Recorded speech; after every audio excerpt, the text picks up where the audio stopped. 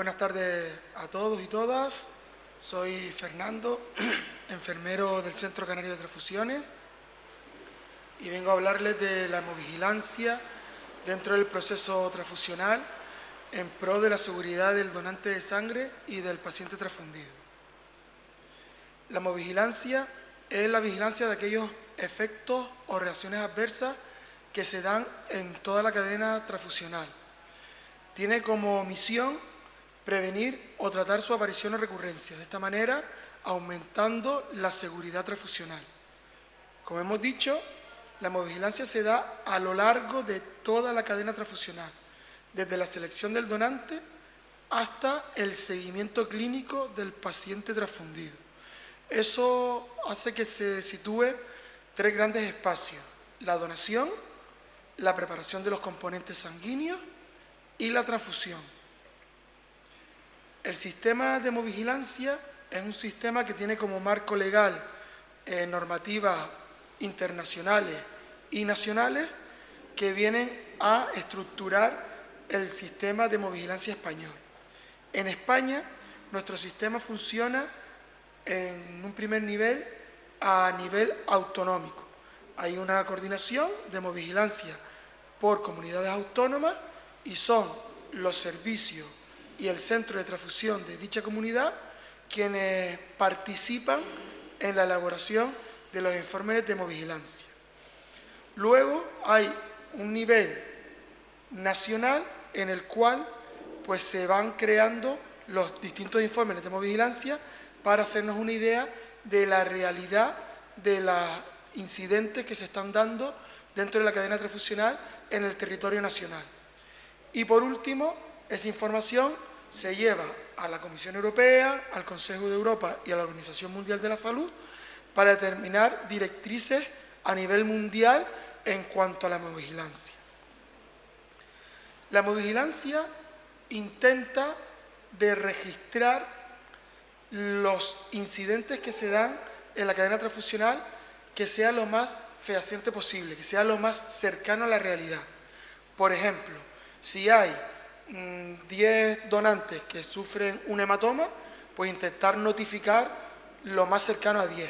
Si notificamos muchos menos de lo que realmente está sucediendo, pues no nos podemos hacer una idea de cuál es el problema y no podemos tomar medidas o acciones para solucionarlo. Si en vez de notificar esos 10 hematomas, pues notificamos 3, pues no nos hacemos una idea de que hay un problema real y no tomamos medidas de acción.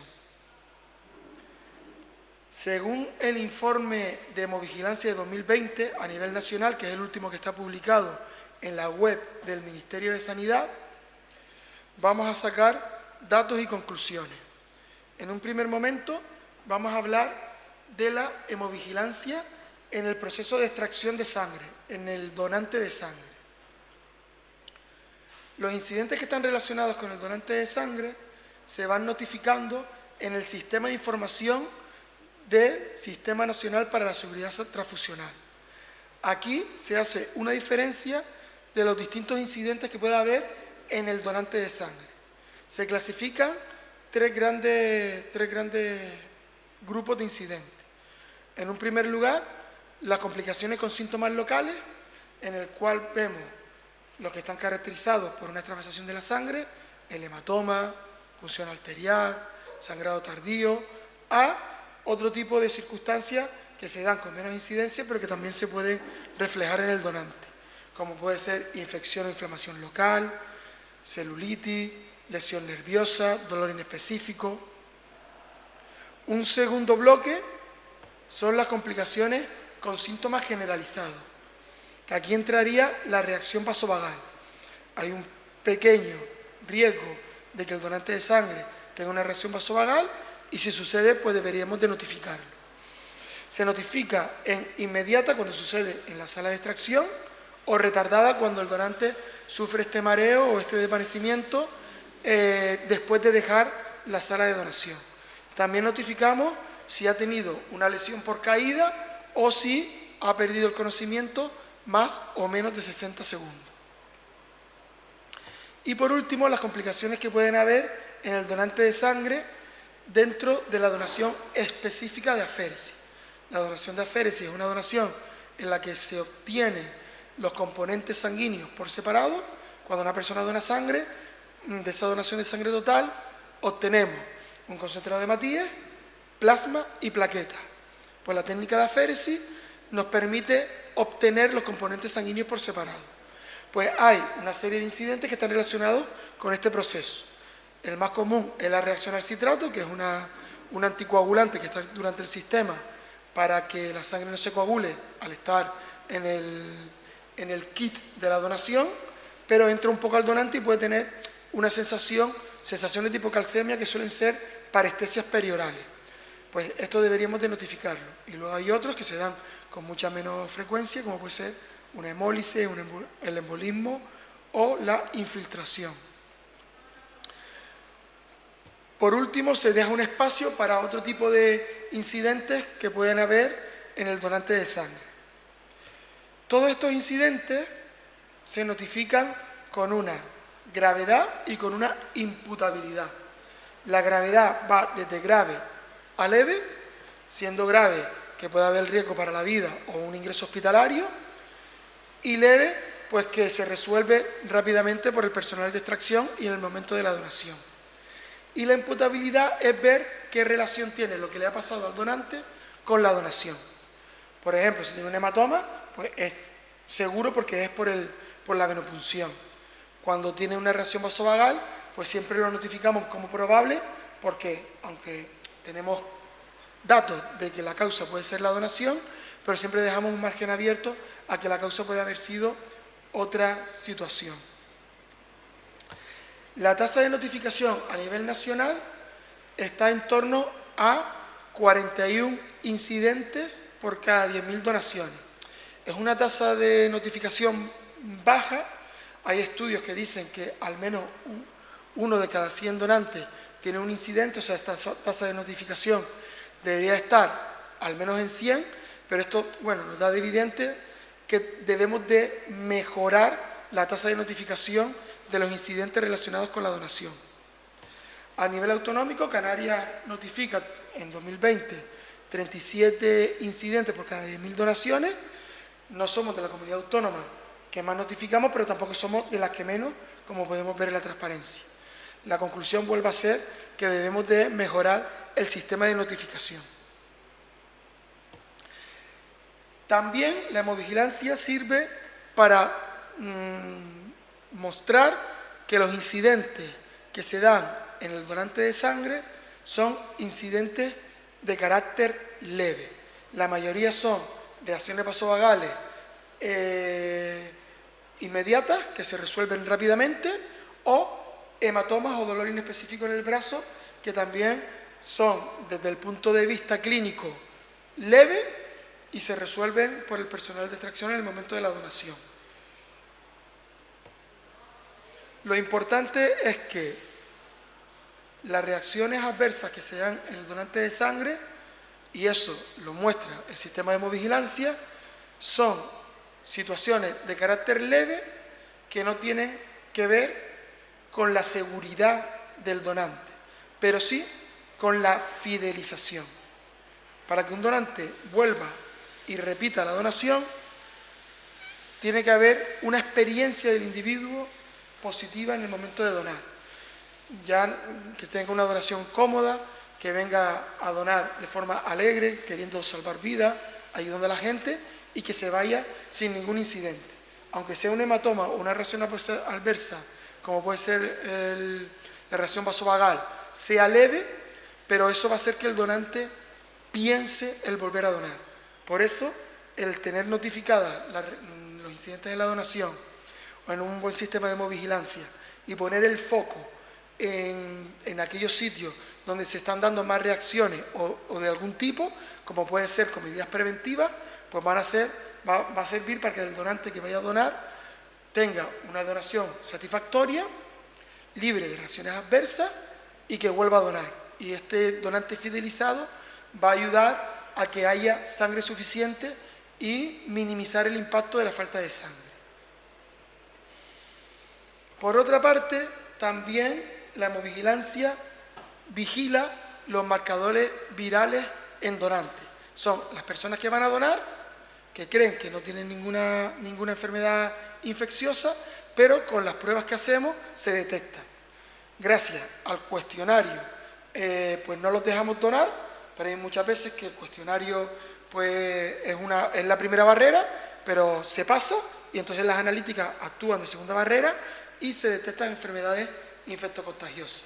Por ejemplo, las virales de hepatitis C, hepatitis B y VIH, a nivel nacional, la notificación ha ido en disminución.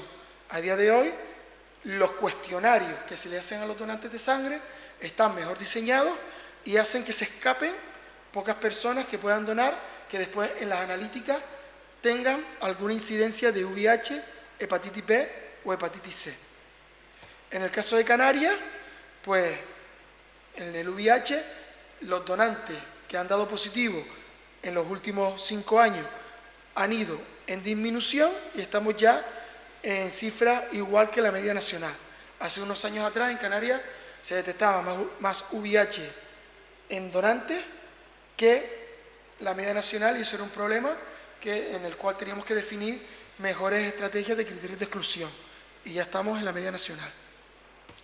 Como ejemplo, en 2022, de un total de 65.000 donaciones, pues se detectaron 6 donantes con VIH, 3 de ellos de primera vez y 3 que ya eran donantes habituales.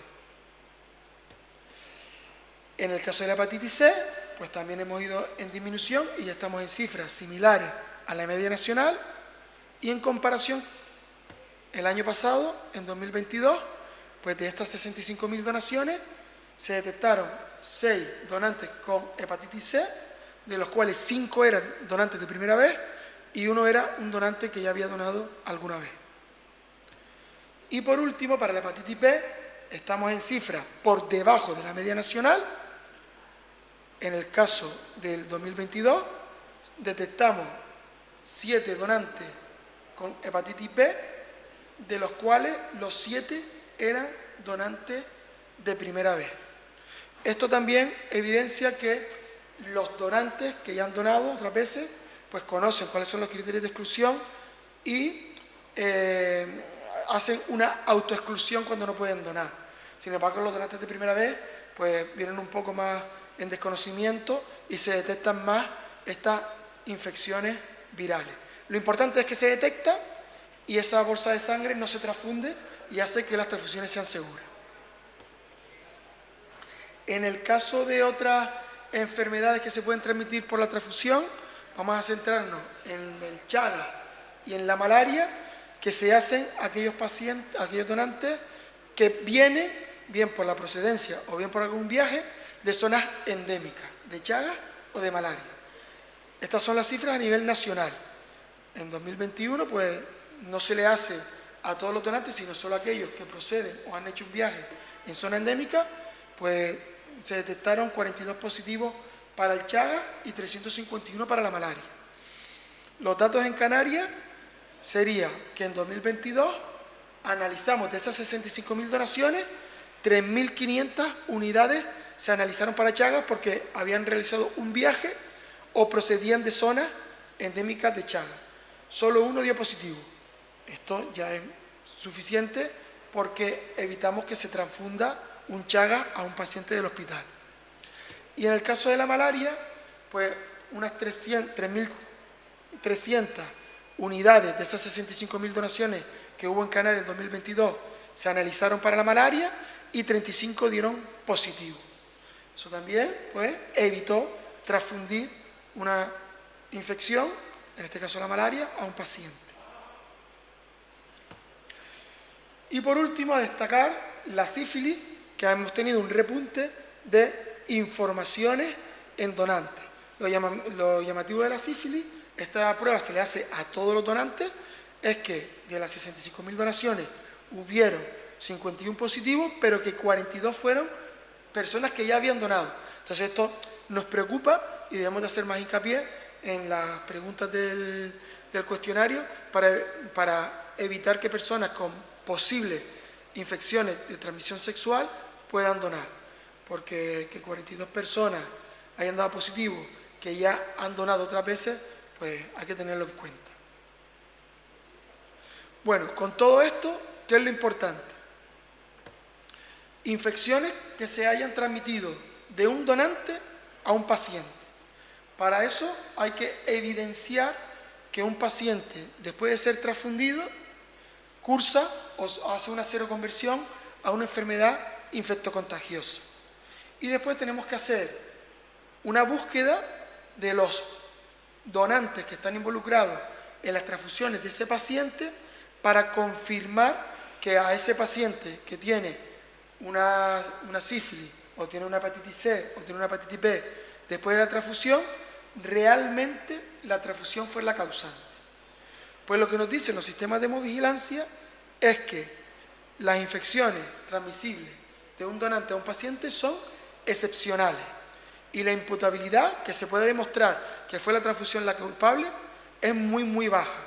Como ejemplo, en 2022, de 1,5 millones de transfusiones a nivel nacional, solo se notificó en un paciente un caso del virus del Nilo Occidental, de una infección viral por el virus del Nilo Occidental. Y además este paciente fue asintomático, o sea, no tuvo ninguna implicación importante. Así que, gracias al sistema de hemovigilancia, a hacer cuestionarios para los donantes bien diseñados, a hacer analíticas que sean las mejores del mercado en cuanto a sensibilidad y especificidad, hacen que las transfusiones sean seguras. Ahora vamos a ver la relación que tiene la hemovigilancia con la transfusión. ¿Vale? Hemos visto que la hemovigilancia va a tener una implicación en toda la cadena transfusional. Lo hemos visto en el donante, ahora lo vamos a ver en la transfusión. En el paciente transfundido se informan al sistema de hemovigilancia 3 tipos de incidentes. Por una parte tenemos las reacciones adversas a la transfusión, que es la respuesta que hay en el paciente transfundido. La transfusión es como un medicamento y puede tener efectos adversos. Pues estos efectos adversos en el paciente transfundido serían las reacciones adversas. Por otra parte, los errores en la administración de componentes, que es cuando se transfunde a un paciente un componente sanguíneo que no iba destinado para él o que no era el idóneo para él. Y por último, también se notifican los casi incidentes, que son situaciones que detectamos antes de que se transfunda al paciente. O sea, en el sistema, en la cadena de hemovigilancia y en los sistemas de control que tenemos, pues detectamos un error antes de transfundirse. Esto sería positivo porque no hemos transfundido, entonces minimizamos el riesgo. Pero se deben de tener en cuenta para poder tomar acciones de mejora. Por ejemplo, se detecta que una bolsa de sangre tiene una etiqueta errónea y en vez de ser cero positivo, es A positivo. Entonces, si se ha detectado antes de transfundirla, pues sería un casi incidente. También se da una gravedad si se llega a transfundir, o en el caso de los errores en la administración de componentes, o en las reacciones adversas en la transfusión, ¿qué gravedad tiene? Puede haber que no haya manifestaciones clínicas o lo menos deseado, que es la muerte del paciente. Y también se da una imputabilidad, que es relacionar lo que le ha pasado al paciente con la donación, con la transfusión, perdón. Puede ser de una alta imputabilidad, que es más de 2, o sea, probable o segura, que quiere decir que la transfusión es la causante de lo que le está pasando al paciente, o una imputabilidad baja, que es menos de 2. Bueno, el sistema de hemovigilancia ya hemos dicho que funciona a nivel nacional, pero la información y las medidas para esa información se toman a nivel autonómico. Por eso nos podemos encontrar con una gran diferencia por comunidad autónoma de notificación de los incidentes en la transfusión. Por ejemplo, aquí vemos que Cataluña es la que más notifica porque tiene un sistema de notificación de hemovigilancia muy potente. Tenemos que mejorar la notificación para conocer los datos y poder tomar acciones preventivas.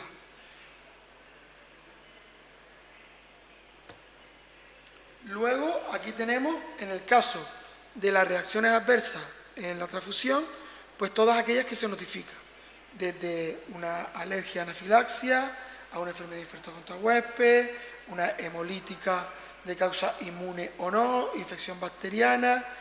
Pues estos son los datos que manejamos a nivel nacional, comparativa 2019 con 2020, que también vemos que la mayoría de las reacciones adversas en la transfusión son de carácter leve y que no tienen gran implicación en la salud del paciente. Pero hay veces que la transfusión se puede relacionar con una reacción adversa fatal, con la mortalidad. Es muy bajo, de 1,5 millones de transfusiones que se hacen en España a nivel anual, pues se notifica 1, 2, 3 o 4 muertes por año por la transfusión. Lo tenemos aquí en los últimos años, desde el 2015 a 2020. ¿Y cuál es la causa? Las principales causas de muerte por transfusión son las reacciones hemolíticas, la infección bacteriana, que está relacionado con un mal procesamiento normalmente del componente sanguíneo, y entonces la bacteria, el componente sanguíneo se contamina y prolifera la bacteria, y si se transfunde al paciente, pues puede dar una reacción muy grave. Y luego las dos reacciones pulmonares adversas con la transfusión, que una se llama TRALI, que es una lesión pulmonar relacionada con la transfusión, y la otra es un edema pulmonar cardiogénico por la sobrecarga de volumen al transfundir muchos componentes sanguíneos en un paciente.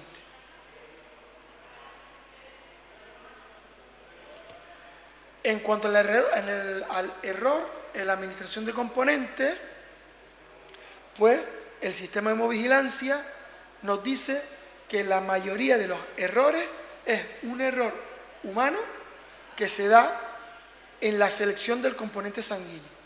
Por ejemplo, que un paciente necesite un componente sanguíneo con unas características especiales y no se les da.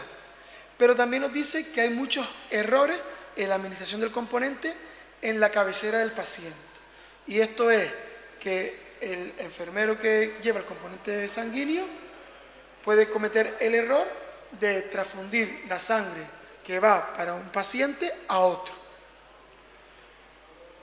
Todo esto nos hace ver el foco en dónde están los errores para tomar medidas de acción. Y por último, los casincidentes. Los casincidentes son lo que se detecta antes de que se transfunda al paciente.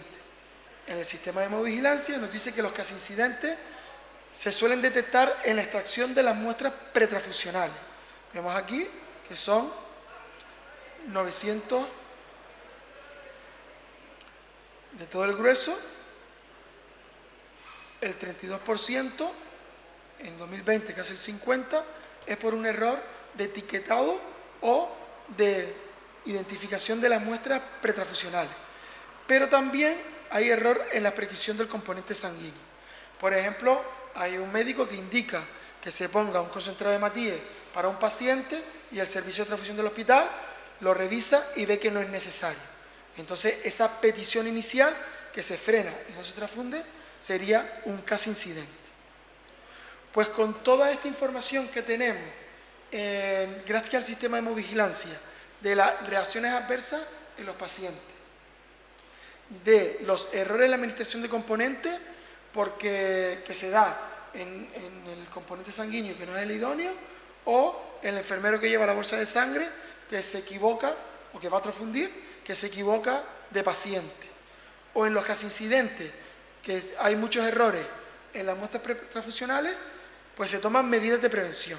Por ejemplo, el sistema de hemovigilancia español lo ha copiado del SHOT, que es el sistema de hemovigilancia británico, que son medidas preventivas para evitar la sobrecarga circulatoria en el paciente transfundido.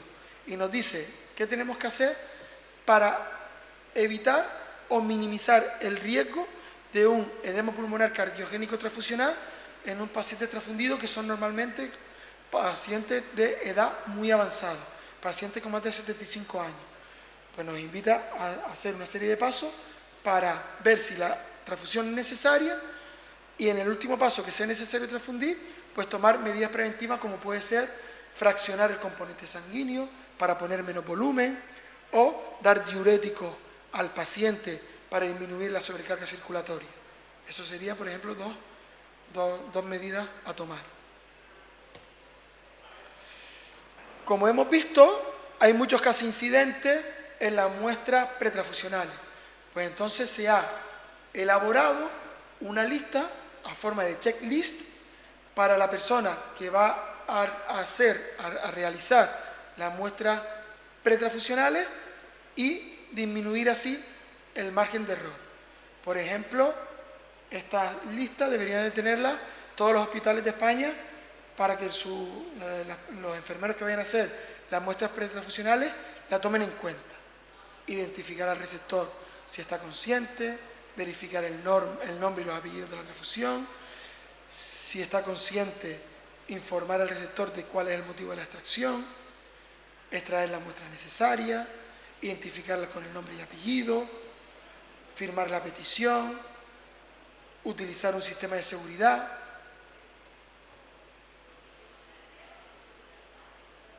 Bien.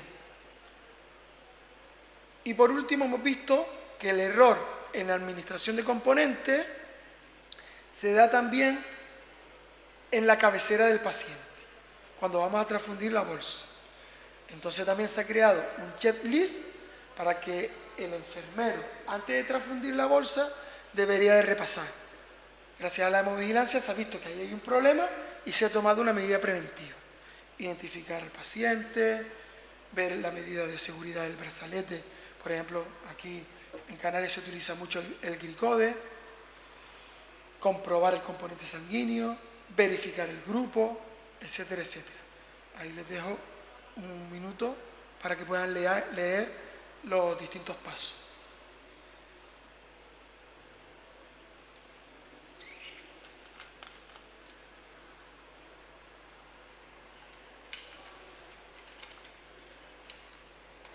Muy bien. Todas estas acciones de mejora no podrían serlo sin tener involucrado a todos los agentes de la cadena transfusional. Todos los agentes de la cadena transfusional, de la cadena transfusional pasan por médicos, enfermeros, técnicos de laboratorio, auxiliares de enfermería, celadores, compañeros de conductores que llevan la sangre del hospital al aeropuerto o del aeropuerto al centro de transfusiones. Todos los agentes deben de estar involucrados y formados. Y deben de conocer cómo funciona el sistema de hemovigilancia en su comunidad autónoma para notificar aquellos incidentes. Muchas veces se cree que el sistema de hemovigilancia tiene una acción punitiva y no se busca penar ni echarle la bronca a la persona que está detrás de un incidente. ¿Vale? Si yo me he equivocado en etiquetar un tubo, lo corrijo, pero a la vez lo informo. Porque si yo siempre comento, siempre en la cadena hay un error en el etiquetado de los tubos y no se notifica, vale, se está corrigiendo, pero si no se notifica, no se puede hacer un estudio de qué es realmente lo que está fallando. Puede estar fallando la formación del personal, puede estar fallando que haya una máquina que no está sacando bien el etiquetado. Entonces, vale, tomamos acción y lo corregimos, pero si no lo notificamos, rara vez se van a tomar acciones preventivas. Entonces se tiene que invitar a todo el mundo a que cuando detecta un incidente, aunque lo haya hecho él, notificarlo para que el sistema de hemovigilancia se ponga en marcha. Pero de todos estos agentes no cabe la menor duda de que la enfermera de hemovigilancia tiene un papel crucial. Todos los hospitales deberían de contar con una enfermera de hemovigilancia, igual que lo cuenta el centro de transfusión. Esta enfermera de hemovigilancia debe liderar al sistema de hemovigilancia de su centro hospitalario o del centro de transfusiones de su comunidad autónoma. Aquí les dejo pues un poco todas las funciones que puede llevar una enfermera de hemovigilancia, desde posiciones estratégicas, formación del personal, control y auditoría y corrección y mejora de acciones cuando vemos que se está recurriendo en incidentes en un mismo área para minimizar ese impacto. De la hemovigilancia al uso óptimo de la sangre. La hemovigilancia es un agente fundamental para que se minimicen errores en la administración, en la prescripción y en la conservación de los componentes sanguíneos, para así tener transfusiones mucho más seguras, evitar transfusiones erróneas, evitar transfusiones innecesarias o inseguras. De la hemovigilancia vamos al uso óptimo de la sangre y esto hace que la seguridad transfusional aumente. Para ir terminando, recordar que la red transfusional canaria está formada por el centro de transfusiones y toda la red de hospitales de Canarias. Y según el informe que está en la página del Ministerio de la actividad de centro y servicios de transfusión de 2021, de consulta libre en la página del Ministerio de Sanidad, evidencia que Canarias somos la comunidad autónoma con menos donaciones por cada 1000 habitantes año, que es como se mide este indicador a nivel nacional. Y que en Canarias necesitamos del orden de 300 donaciones diarias para dar respuesta a todas las situaciones que se dan en nuestro hospital, que van desde cirugía, accidentes, trasplantes, leucemia. Es raro ver un rincón de un hospital que no se haya puesto una bolsa de sangre. Es verdad que hay servicios que son más característicos de terapia transfusional, pero prácticamente en todas las áreas del hospital no podemos ver un componente sanguíneo en un paciente. Entonces, con todas estas herramientas que tenemos, podemos aumentar el número de donaciones y conseguimos hacer las donaciones cada vez más seguras.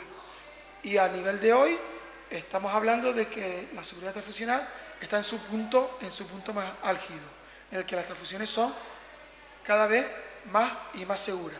Pero eso es gracias a un trabajo que hay detrás de la bolsa de sangre, como es el sistema de hemovigilancia, tanto con los donantes, como en la preparación de los componentes sanguíneos, como con el paciente transfundido. Muchas gracias a todos por su atención y ahora pues podemos dar un espacio para las personas que están conectadas si quieren preguntar algo.